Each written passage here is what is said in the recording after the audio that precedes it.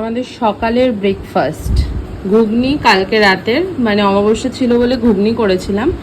ঘুগনি, এখানে পরোটা করেছি যেটা লুচির ডো মাখা ছিল, আর একটু লেবু নিয়ে নিয়েছি। আজকে যেহেতু নিরামিষ সেই জন্য তো কোনো পেঁয়াজ কুচি শশা কুচিগুলো খাবো না, তাই এটা পাপাকে খাইয়ে দিই কারণ ওর টিচার চলে আসবে। আর এই যে পরোটা আমাদের দুজনের আছে, 3টে পরোটা এনাফ, আমার একটা বা 1.5টা লাগে, ওরও তাই। আর এখানে এই যে লেবুটা দিয়ে নিয়েছি, ইয়াম লাগছে দেখতে। এখন পাপাই আসুক, ওকে খাইয়ে নিই তাড়াতাড়ি করে।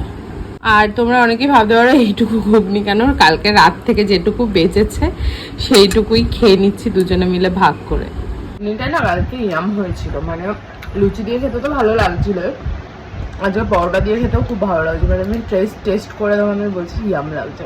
আর আমার একটু বাসি জিনিস খেতে বেশি ভালো লাগে, জানি না কার কার কেমন লাগে, আমার খুব ভালো লাগে। সে মাংস বলো, মানে যে কোনো জিনিসই বাসিটা, বিরিয়ানি, পোলাও, এগুলো বাসি খেতে ভালো লাগে, তাই না বাবা বল?